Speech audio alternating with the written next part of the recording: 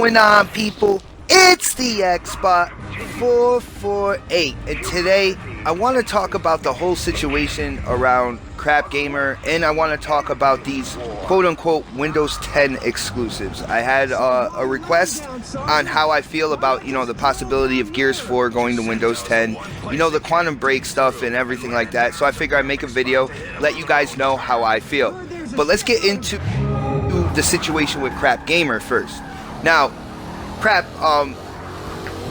for people who don't know, he's on Twitter a lot, and when it was announced that Quantum Break was also going to PC via Windows 10, all right, not Steam, Windows 10, it was kind of crazy. There was a fairly big uproar, and Crapgamer was at the front of, basically the front of the battle line here. Now it seems that Microsoft is changing direction. They're changing gears, and they're kind of incorporating Windows 10 and X1 and the exclusives, and they're putting them together. So you're going to get exclusives for X1 that are also coming out on the PC via Windows 10. And Crap didn't like this announcement as an X1 consumer. He said he wanted to feel appreciated for buying the console, and I completely understand this. All right, do I necessarily agree with everything he said? No, not at all, and I'll get into that in a minute. But the thing is, when you're talking about fanboys, all right, and one of the big things about the Sony fanboys was there's a lot of people out there that say they will eat everything that Sony puts on their table, including shit. All right, they'll just take that shit and gobble it up and say it's the best shit ever. All right, just look at the Street Fighter V launch. That launch was absolutely horrible, but they defend it. And these same guys that defend the Street Fighter V launch bashed the Master Chief Collection launch. Alright? So they'll swallow anything that Sony gives. And at least in the X1 community, you have examples of people who don't do that. If they feel that there's something wrong with an announcement or a direction, they will actually say something. Now, Crap went out and he went out on Twitter and he tweeted Phil Spencer saying he was canceling his pre-order for Quantum Break. Now, Phil responded to him. One thing you guys don't know about the BGST group, or take for granted, is these guys know people in the industry. They talk to them like regular people because that's in fact what they are. All right? No job title is going to have me talk to anybody differently. So, he went out and he tweeted Phil Spencer, about his displeasure and how he was canceling his pre-order for the game. And the internet just went insane. There was even, Crapgamer's tweets actually made it into articles where they were talking about, people who don't like this move or whatnot. And of course you had, the fanboys trying to use this as fuel, saying that we don't have any exclusives.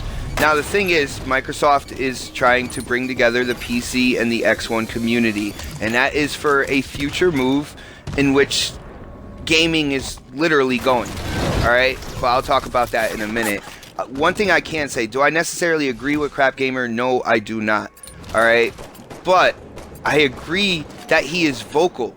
I agree that he felt that the direction wasn't right for the X1 community, and he stood up and he said something, which is more than I can say for a lot of other fanboys out there.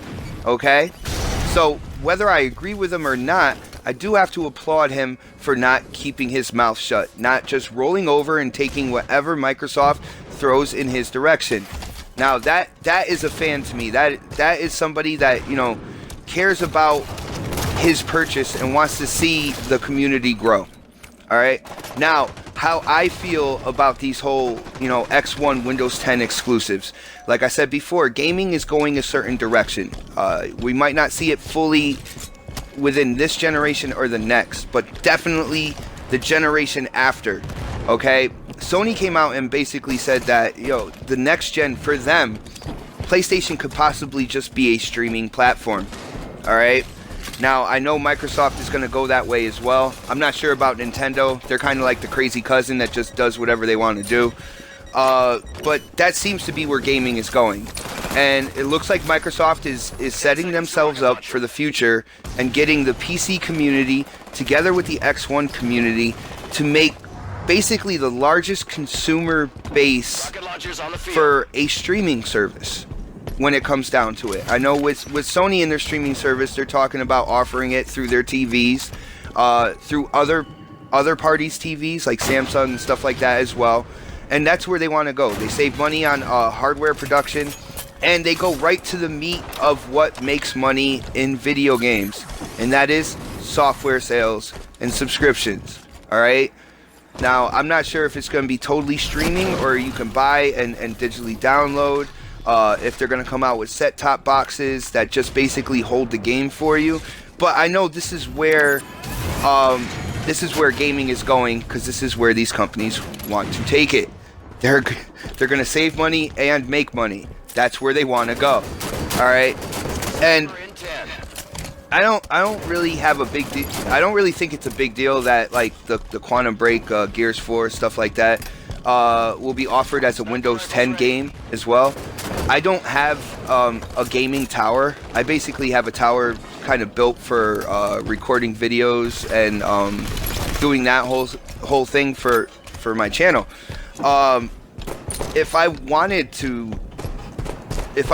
build a tower, just the graphics card alone for the suggested specs for Quantum Break, just the graphics card alone costs as much as an X1, costs as much as the console. And I got this from my friends that are PC gamers, like talking to them about the specs and stuff like that. And the graphics card alone costs as much as an X1. That right there can show you that there will always be a consumer base for consoles.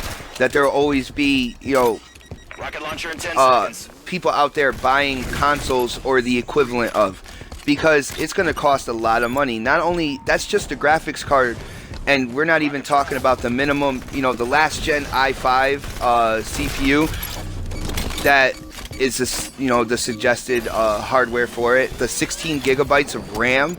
All this stuff is not cheap, okay?